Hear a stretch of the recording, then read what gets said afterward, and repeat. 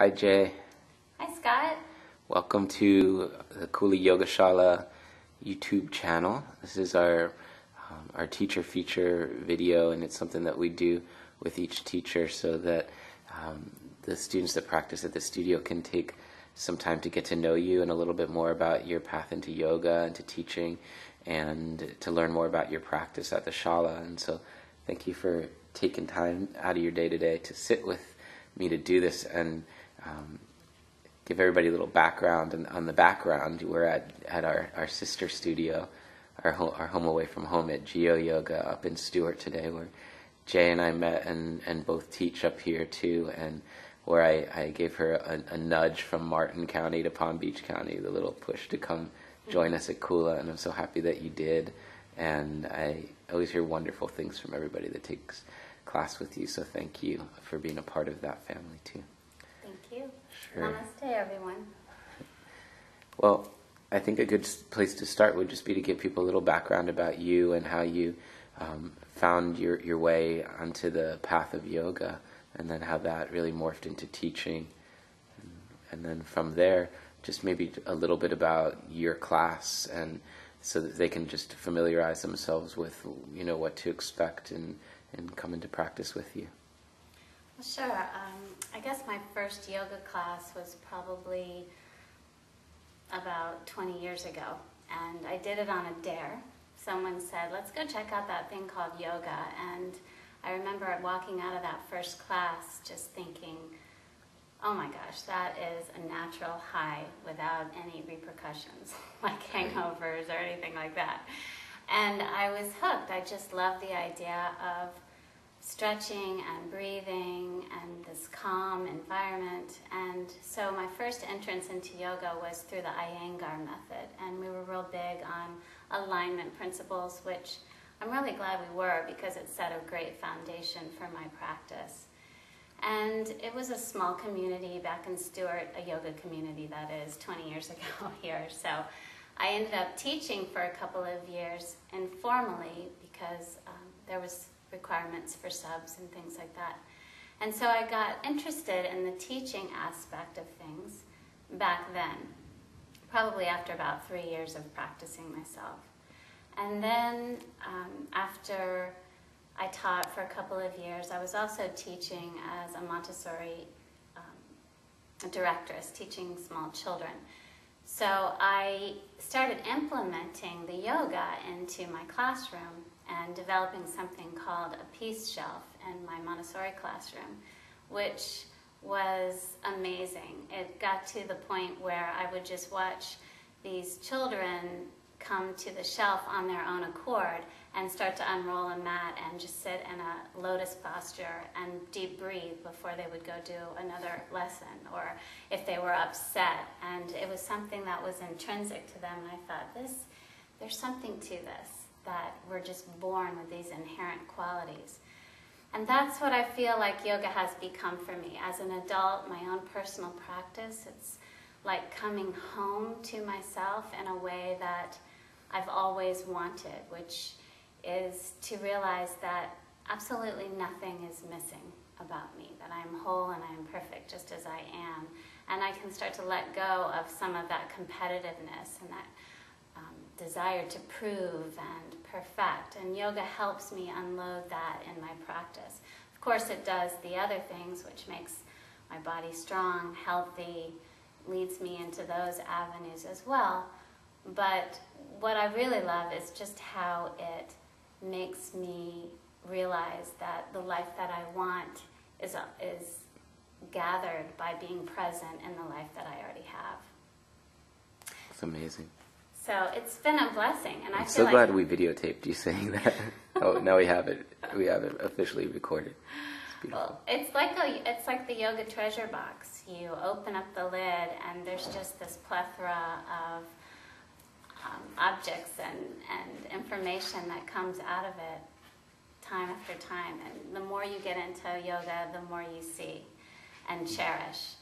And that's what stimulated me going to an official teacher training about 5 years ago in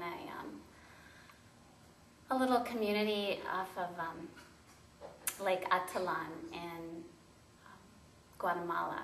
And we submersed ourselves in the philosophy and healthy eating and posture clinics and so on and so forth. And that just really fed my appetite to know more. When I came back to the States and started teaching, I just couldn't get enough of it, workshop after workshop. If you've ever come to my classes, or hopefully when you do come to my classes, you'll see that I'm sort of an eccentric combination of several different styles of teaching. Of course, Iyengar's my foundation, just to keep things safe and aligned. But then I love the philosophical teachings of Ishta Yoga, which is Alan Finger, or Sarah Powers, who has developed a program called Insight Yoga, which blends meditation with posture. I love the Buddhist philosophies. I love studying the Yoga Sutras. That emotional component that you can bring to the practice is very important to me, because sure, we can all, arrive at getting into a back bend, but how do we feel about that back bend? Is it something we're competing with someone with, or is it something that we're just allowing to happen and find that inner vitality? What happens if you can't do a back bend? Are you able to practice the acceptance of that? Those kinds of things are real important to me. I love Anna Forrest. The intensity of her work is amazing. And I also have studied with Margarita Tree in Fort Pierce doing the Ashtanga method, Kino McGregor. I do like to have a vigorous practice, but then again, I like to mellow it out with the yin side of things as well, which is coming home in that meditation on your mat. So great, thank you so much. And I would love to hear too about what motivated you to be part of this community down in Jupiter, and how it's been for you so far teaching in a studio where it is, all run off of just the generosity of the students and donations. And it's interesting for me to just sit back and kind of witness the teachers and how they're working with that through that process, and the kind of it being with so many teachers and the cooperative, and what the spirit of the space has been like for you in just the few short months that we've been here. Well, I think when you say the spirit of things and yoga in the studio, that's what I have really gained by coming down to Kula.